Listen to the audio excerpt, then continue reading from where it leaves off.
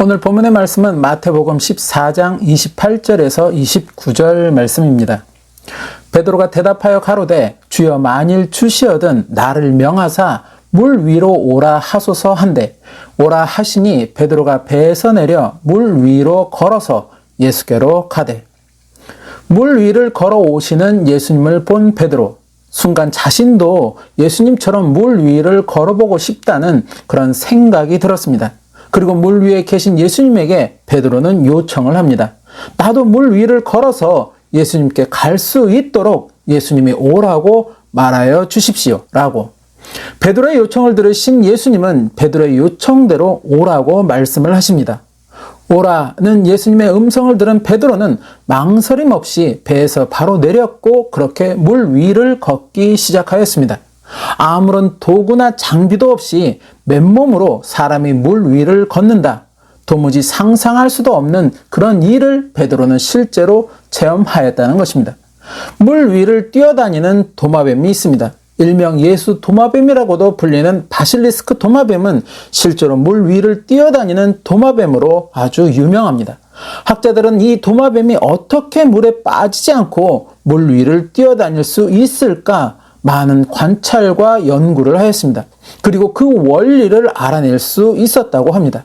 1초에 20번이나 발길질을 할 수 있는 그런 빠른 순발력과 긴 발가락, 그리고 물의 표면 장력에 의한 반발력을 이용할 수 있는 그 능력과 또 발을 내디딜 때마다 발생하는 표면의 그 공기방울을 이용할 수 있는 그 능력 등이 복합적으로 발휘되어서 물 위를 뛰어다닐 수 있었다는 것입니다. 그래서 일부에서는 이러한 원리를 이용하면 사람도 물 위를 걷거나 뛸 수 있는 것이 아닌가 하는 그런 생각을 하였고 또 연구를 하였다고 합니다. 그러나 결국 아직까지는 실현 불가능한 것임을 확인시켜주고 있을 뿐이라는 것입니다. 더불어 도마뱀이 타고난 신체 조건과 능력으로 물 위를 뛸 수 있을지는 몰라도 천천히 걸을 수는 없다는 것입니다. 즉 빠른 순발력과 타고난 능력을 이용해서 물 위를 빠르게 뛸 수는 있겠지만 도마뱀 역시도 물 위를 천천히 걸을 수는 없다는 것입니다. 이 어려운 것을, 아니 이 불가능한 것을 베드로는 그대로 실현하였다는 것입니다. 베드로가 이러한 일을 할 수 있었던 것은 예수님의 말씀을 주저없이 따랐기 때문입니다. 오라는 예수님의 말씀에 베드로는 주저없이 따랐고 그렇게 베드로는 물 위를 걷는 놀라운 체험을 할 수가 있었다는 것입니다. 그런데 그렇게 물 위를 걷던 베드로는 순간 불어오는 바람을 보기 시작합니다. 그리고는 판단하기 시작하였습니다. 이 바람에 물결이 크게 넘실거리니 과연 내가 물 위를 끝까지 걸을 수 있을까? 그 판단과 함께 베드로에게 두려움이 몰려들기 시작하였고 두려움이 몰려들자 베드로는 물에 빠져들기 시작하였습니다. 그렇게 물에 빠진 베드로는 예수님에게 자신을 구해달라고 외치게 되고 그런 베드로를 예수님은 구원해 주시면서 이렇게 말씀을 하십니다. 믿음이 적은 자여 왜 의심하였느냐? 마태복음 14장 28절에서 31절 말씀. 베드로가 대답하여 가로되 주여 만일 주시어든 나를 명하사 물 위로 오라 하소서 한데 오라 하시니 베드로가 배에서 내려 물 위로 걸어서 예수께로 가되 바람을 보고 무서워 빠져가는지라. 소리질러 가로되 주여 나를 구원하소서 하니 예수께서 즉시 손을 내밀어 저를 붙잡으시며 가라사대 믿음이 적은 자여 왜 의심하였느냐 하시고. 우리는 하나님을 또 예수 그리스도를 믿는다고 하면서도 불구하고 이따금 하나님의 말씀을 인간의 생각으로 판단하려고 할 때가 있습니다. 그러나 성경은 하나님의 말씀은 판단하는 것이 아님을 말씀하고 있다는 것입니다. 하나님의 말씀은 인간의 생각으로 판단하는 것이 아니라 그 말씀 그대로 따르는 것임을 성경은 말씀하고 있다는 것입니다. 그리고 그것을 순종이라고 말한다는 것입니다. 즉 성경에서 말씀하고 있는 순종은 하나님의 말씀을 있는 그대로 따르는 것을 의미한다는 것입니다. 하나님의 말씀을 내 생각으로 판단하여서 그것이 나에게 옳게 여겨지면 그 말씀을 따르고 그렇지 않게 여겨지면 따르지 않고가 아니라 또 내 방식에 맞게 또 내 지식이나 학식에 맞게 나의 가치관이나 어떤 목적에 맞도록 그것을 고쳐서 따르는 것이 아니라 있는 그대로의 말씀을 따라야 한다는 것입니다. 아무리 내 생각과 판단으로 그것은 불가능한 것이라고 할지라도 말씀이 그러하다면 그 말씀을 믿고 행동할 수 있어야 한다는 것입니다. 베드로가 무리를 걷는 체험을 할 수 있었던 것은 예수님의 오라는 그 말씀에 판단하지 않았고 바로 주저없이 따랐기 때문이었다는 것입니다. 만일 예수님의 오라는 말씀에 베드로가 무리를 진짜 걸을 수 있을까? 빠지면 어떻게 하지? 하는 그런 생각과 판단을 하였다면 베드로는 결코 무리를 걷는 체험을 하지 못하였을 것입니다. 뒤에는 애굽의 수많은 군대들이 공격할 준비를 하고 있고 앞에는 홍해라는 바다가 있어 오도 가도 못하게 된 진퇴양난에 빠진 출애굽한 이스라엘. 사람들이 두려움에 빠져서 소동하면서 모세를 원망할 때 모세는 하나님을 믿으라는 그런 외침과 함께 하나님의 명대로 지팡이를 홍해에 내밀게 됩니다. 그렇게 하나님의 명을 따랐을 때 홍해는 갈라졌고 그렇게 이스라엘은 무사히 홍해를 건너서 애굽의 손에서 벗어날 수가 있었다는 것입니다. 출애굽기 14장 14절에서 16절 말씀. 여호와께서 너희를 위하여 싸우시리니 너희는 가만히 있을지니라. 여호와께서 모세에게 이르시되 너는 어찌하여 내게 부르짖느뇨. 이스라엘 자손을 명하여 앞으로 나가게 하고 지팡이를 들고 손을 바다 위로 내밀어 그것으로 갈라지게 하라. 이스라엘 자손이 바다 가운데 육지로 행하리라. 모세가 만일 홍해에 지팡이를 내밀어 홍해를 갈라지게 하라고 하신 그 하나님의 명령에 그것이 가능하겠느냐는 그런 판단과 함께 지팡이를 내밀지 않았다면 홍해가 갈라지는 그런 놀라운 장면을 모세와 이스라엘 백성들은 목격하지 못하였을 것이고 또 걸어서 홍해를 건너는 일은 체험하지 못하였을 것입니다. 헤아릴 수 없이 많은 미디안 군대와 전쟁을 준비하는 사사 기드온. 하나님은 그런 기드온에게 고작 300명의 사람들만 데리고 가라고 명하십니다. 기드온이란 사람 자체도 전쟁에 능한 군사가 아닌 그저 농부에 불과했고 300명의 사람들 또한 영화 300에 등장하는 스파르타 정예 병력과 같이 고도의 훈련을 받은 그런 군사들이 아니라 그저 기드온과 같이 나가서 함께 싸우겠다고 뜻을 함께한 일반 백성들에 지나지 않았다는 것입니다. 더불어 그들은 칼과 같은 무기가 아니라 나팔과 빈 항아리 그리고 횃불을 가지고 전쟁에 임하였다는 것입니다. 사사기 7장 7절 말씀. 여호와께서 기드온에게 이르시되 내가 이 물을 핥아먹은 300명으로 너희를 구원하며 미디안 사람을 내 손에 붙이리니 남은 백성은 각각 그 처소로 돌아갈 것이니라 하시니. 그리고 7장 16절 말씀. 300명을 세대로 나누고 각 손에 나팔과 빈 항아리를 들리고 항아리 안에는 횃불을 감추게 하고 사람의 판단으로는 도무지 앞뒤가 맞지 않는 실현 불가능한 일을 하나님은 말씀하시고 있었다는 것입니다. 그러나 기드온과 300명의 사람들은 하나님의 말씀을 그대로 따랐고 결국에 한 사람도 죽지 않은 채 수많은 미디안 군대를 물리치고 대승을 거두게 됩니다. 기드온을 비롯해 전쟁에 출정한 300명의 사람들이 만일 그게 가능하겠냐는 그런 판단을 하고 말씀 따르기를 거부하였다면 아마도 이스라엘은 미디안 군대로 인해서 큰 어려움을 겪어야만 했을 것입니다.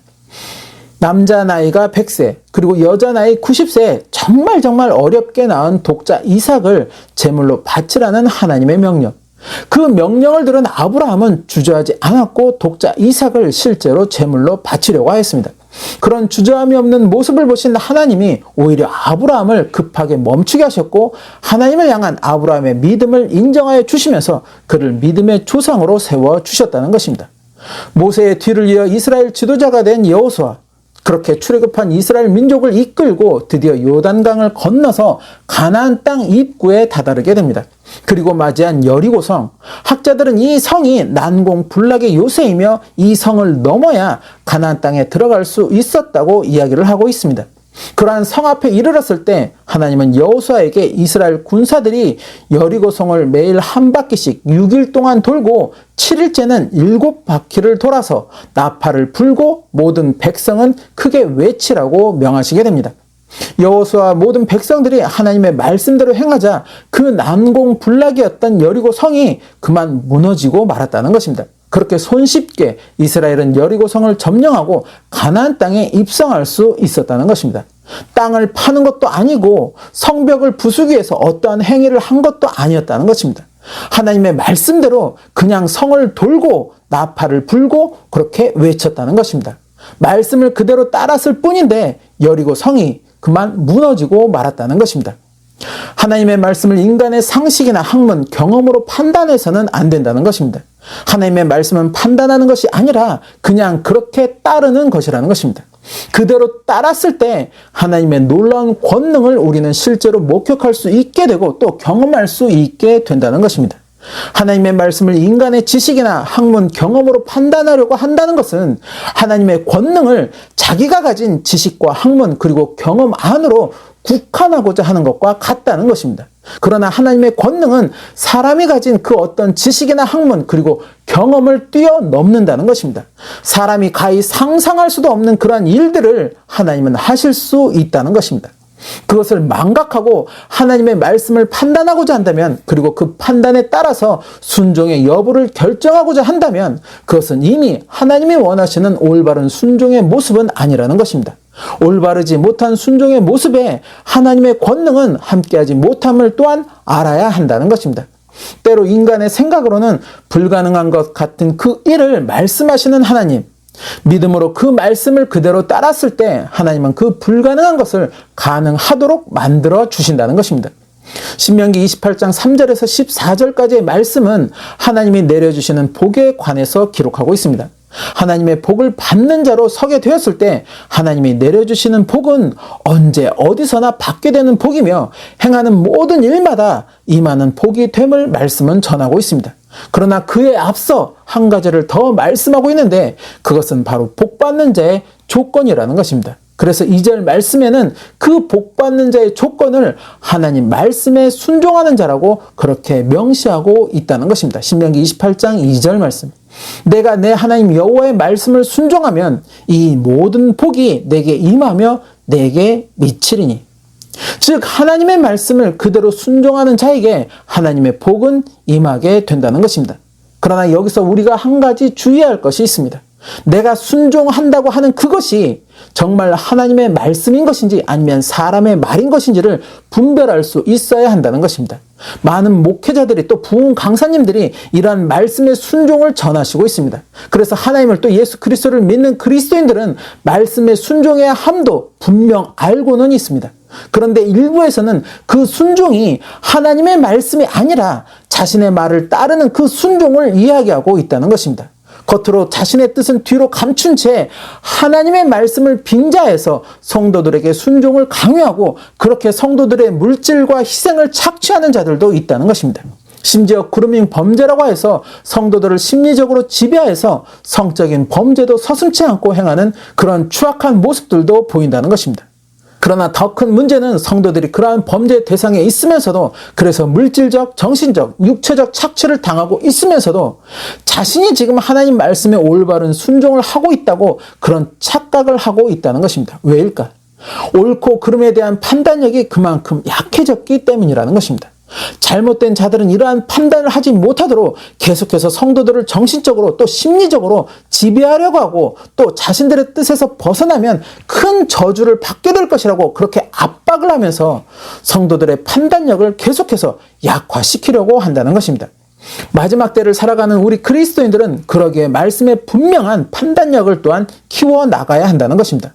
어찌 보면 오늘 전하는 말씀과 앞뒤가 맞지 않는 그런 이야기인 것 같습니다. 하나님의 말씀은 판단하는 것이 아니라 그저 따르는 것이라고 그렇게 말하였는데 이제는 말씀의 분명한 판단력을 키워야 한다라고 한다는 것은 뭔가 앞뒤가 맞지 않는 이야기가 아닌가 할 수 있다는 것입니다. 그러나 그것이 아니라는 것입니다. 마지막 때 우리가 잘못된 자들의 말이나 어떤 현상에 미혹되지 않기 위해서는 말씀의 냉철한 분별력과 옳고 그름에 대한 분명한 판단력을 가지고 있어야 한다는 것입니다. 그러한 판단력으로 하나님의 진정한 말씀을 분별할 수 있어야 하고 그래서 그 말씀이 진정한 하나님의 말씀이라면 말씀에 판단하지 않고 그저 따를 수 있어야 한다는 것입니다. 일례로 계시록에서는 분명하게 짐승의 우상에게 경배하는 자들과 짐승의 표를 받는 자들에게는 큰 환난이 있을 것을 말씀하고 있습니다. 더불어 그 환난으로만 끝나는 것이 아니라 최종 그 영혼의 자리 또한 영원한 고통의 불못이 될 것이라고 전하고 있다는 것입니다. 그러기에 결코 짐승의 우상에게 경배하지도 말고 또한 짐승의 표를 받지도 말라고 계시록은 누차 강조해서 말씀을 전하고 있다는 것입니다. 그런데 이에 대한 여러 가지 해석들이 전해지면서 우리 몸에 직접적으로 표를 받는 것이 짐승표와는 상관이 없다는 말씀들까지도 전해지고 있다는 것입니다. 그러나 그러한 해석은 어디까지나 개인의 판단에 따른 해석에 불과하다는 것입니다. 왜냐하면 성경은 분명하게 짐승이 세상을 통치하게 되는 때에는 모든 자들의 몸에 자신들이 제공하는 표를 받게 할 것이라고, 그래서 그 표를 가진 자들만이 매매를 하게 할 것이라고 예언하고 있기 때문이라는 것입니다. 계시록 13장 16절에서 17절 말씀.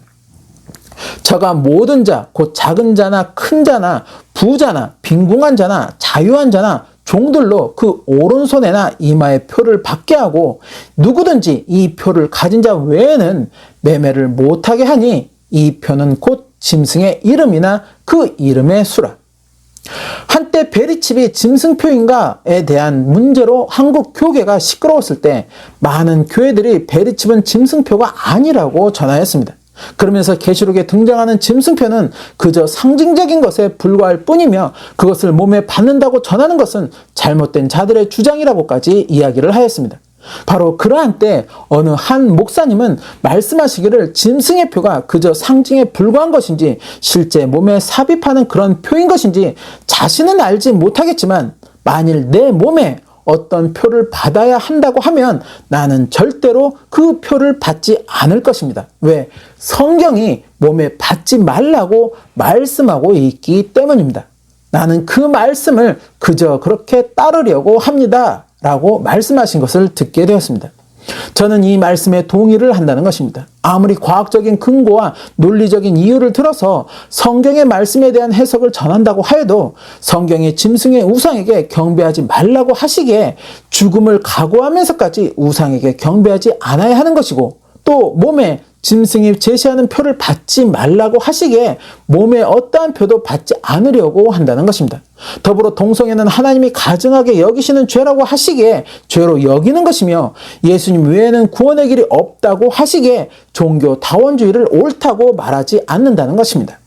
무엇이 진정한 하나님의 말씀인가? 냉철하고 분명한 판단력으로 하나님의 말씀을 깨달아 알고 그 말씀에 그대로 순종하여 나아가는 삶, 그것이 바로 마지막 때 지혜로운 삶이라고 주님은 분명하게 우리에게 말씀하여 주시고 있다는 것입니다. 마태복음 10장 15절에서 16절 말씀.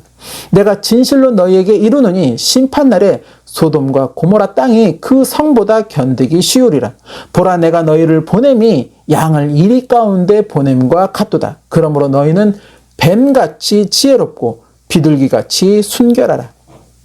하나님의 자녀로서 또 백성으로서 가장 최선의 삶은 바로 하나님이 기뻐하시는 자리에 내가 있는 것이며 하나님이 원하시는 길로 내가 나아가는 삶이라고 저는 생각한다는 것입니다. 그 길이 비록 좁은 문으로 들어가야 하는 길이고 또 험난한 길이라고 하여도 주님의 뜻이라면 그 뜻에 순종하는 삶이 바로 하나님의 자녀로서 마땅한 삶이 된다는 것입니다. 그리고 그 삶이 결국에 하나님의 축복을 받는 그 삶이 된다고 성경은 분명하게 말씀하고 있다는 것입니다. 이 마지막 때 그렇게 주님과 동행하는 저와 여러분의 삶이 되시기를 소망합니다. 주님이 기뻐하시는 자리에 저와 여러분이 서 있기를 힘쓰고 또 주님이 원하시는 길로 나아가기를 힘쓰는 저와 여러분이 되시기를 소망합니다. 그래서 결국에 하나님의 축복을 성취하는 저와 여러분이 되시기를 예수님의 이름으로 축원합니다.